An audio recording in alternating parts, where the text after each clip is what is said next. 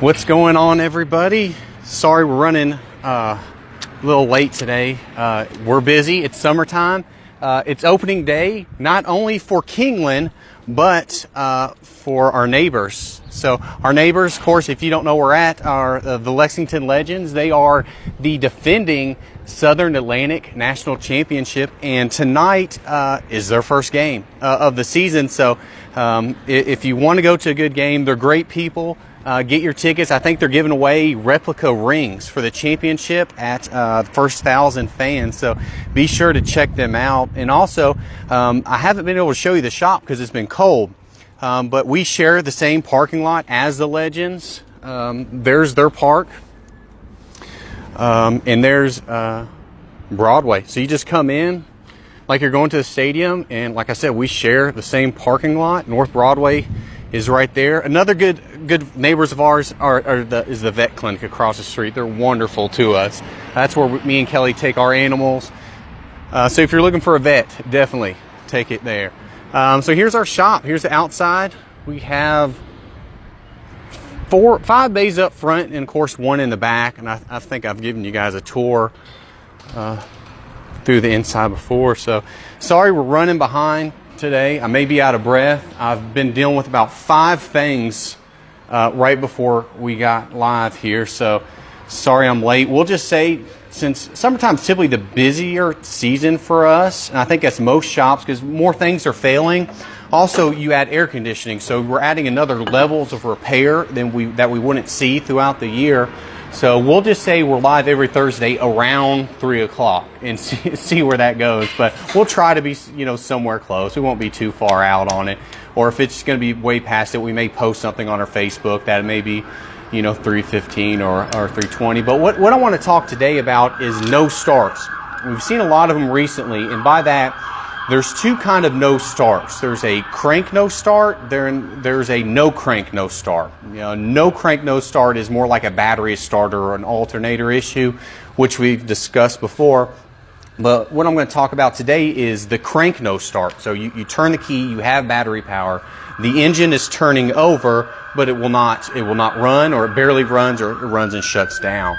And before we go into what items can cause that, and I'm going to show you on one car over here, it's kind of the test procedure we use on a basic crank no start, is to understand how a 4-cycle engine works, or internal combustion works. So we say 4 cycles because that's what they are. We have our intake stroke.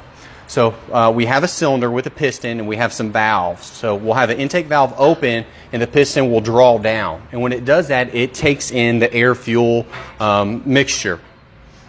And then we have our compression stroke, which is number 2. And what we're going to do is we're going to compress that air-fuel mixture. We have a spark plug and we'll ignite it. And that creates the compression stroke, or the power stroke. It comes down and that's what turns the crankshaft. That builds our power.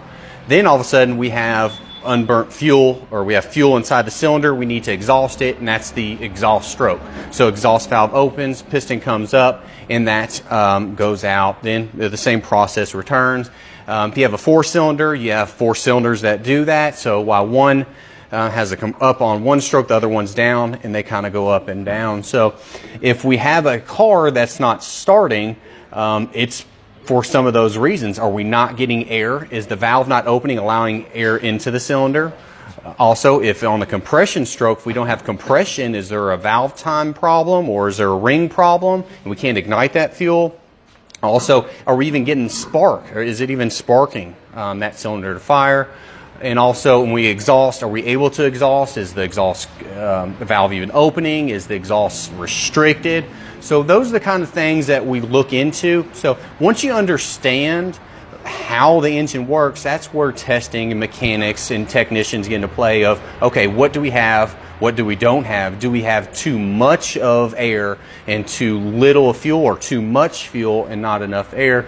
So basically, when a car comes in, we're going to use this Buick as an example.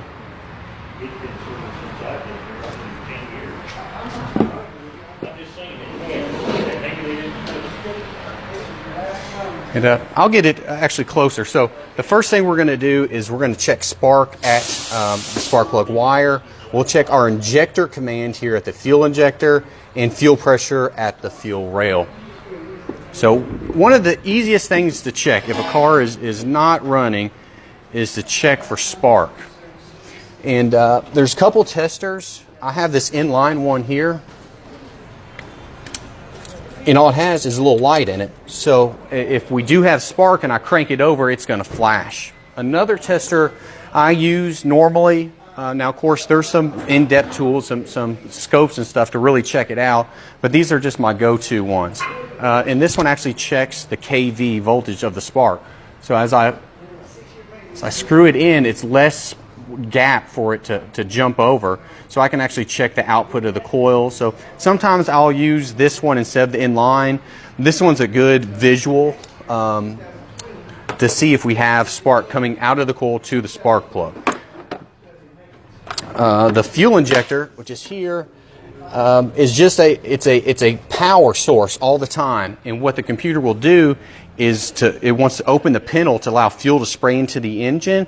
It'll actually pulse. It'll send a ground really fast to that injector, allowing it to open and close real quick. So to do that, we have a Noid light, and the same thing. It's just a bulb. So what that's going to tell us, if we see it flashing, we know we have power going to the fuel injector, and we also have the computer trying to open that fuel injector to spray fuel.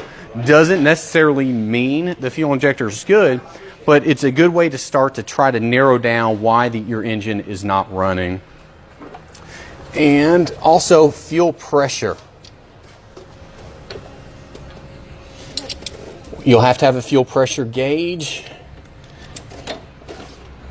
And of course, we don't have any right now because the engine's not cranking, but we have a spec where it's supposed to be. At this point, the car doesn't start. I'm not getting into details. I just want to know what we have and what we don't have. Then I can go more into depth. So what I'm going to do is I'm going to go in here and crank it. And what we're going to pay attention to is if our Noid light is flashing. It means we have fuel injector command. If we have fuel pressure, if our gauge goes up. And if we have spark from our coils, we'll have spark here at the tester.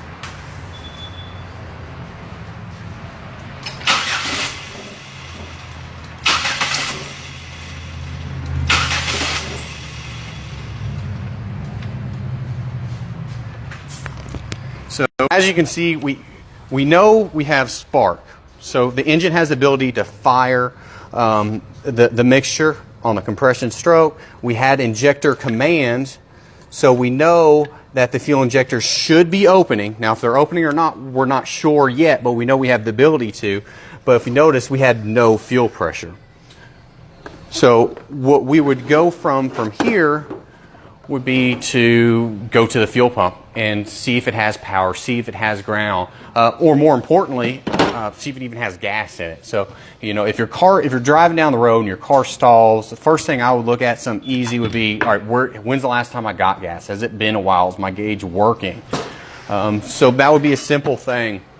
Another thing, and I'm not going to show you on the car because it's a little bit more in depth, would be to actually remove a spark plug and do a compression test. And all a compression tester is you take out the spark plug, you screw in an adapter, and you have a gauge where you check to see if the engine has compression. If you don't have compression, the engine will not run also because it can't ignite the mixture or create that power stroke. Normally, if you have a car with no compression, it'll crank over really fast. It won't sound good. It'll zoo, zoo, zoo, zoo real fast because it's just not creating pressure when that piston comes up. So if you guys have any questions, feel free to ask them now.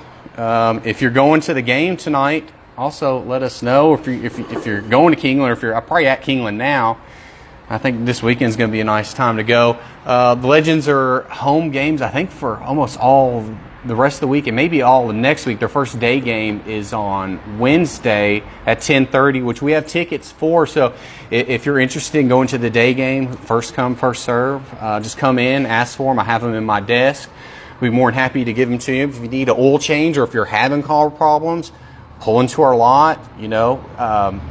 VIP parking. We can work on your car while you're at the game if it's during our working hours. And like I said, I have some tickets normally on Wednesday. Normally I'll go over there on my lunch break and watch some baseball and eat my lunch. So another thing, while I'm waiting on questions, if anyone has any, so we know why a car is not starting, it's cranking over but not running. The same theory applies to individual misfires. So your car may be running bad and have a cylinder that's not running on one cylinder, and the same thing you would check. Does that cylinder have spark to it? Does that cylinder have injector command? Does it have compression? So those are the kind of things we look at when we do these tests. A lot of the equipment is specialized. It's not something I would say go out and buy because you'd probably only use it once. That's why there's normally some charge when we diagnose some of these cars, like this no start test. There is initial fee. If our customers approve the repair, we waive it. Sometimes, especially, let's say we have a car and we had the spark, we had the injector command, we had the fuel pressure, we have compression, but it's not running on one cylinder. We may need to see if that fuel injector is actually spraying or that spark plug is actually jumping the gap. So there could be some additional testing involved. When we do that, we have to use a lab scope, which is kind of like an oscilloscope. One of the lives I'll show you, it's pretty cool. It's like the next level. So you have technicians, then you have a shop that technicians that can use a lab scope. And that sets shops apart. I love using it. There's some crazy stuff you can do. This week we're using one to check engine timing on a car. So instead of spending 8 to 10 hours removing an engine, I can hook up a couple of clamps on a scope meter and tell if the engine's in time or not. So within 30 minutes, I can do something that would typically take 8 or 9 hours to confirm. So if no one else has any questions, that's okay. If you have anything you want me to talk about next week, I think I'm going to talk about air conditioning the next 2, maybe 3 weeks. So if you have any questions about air conditioning and you're not watching this live, or questions about compression, feel free to comment them and we'll get to them as soon as I see them. Thanks for watching. Bye.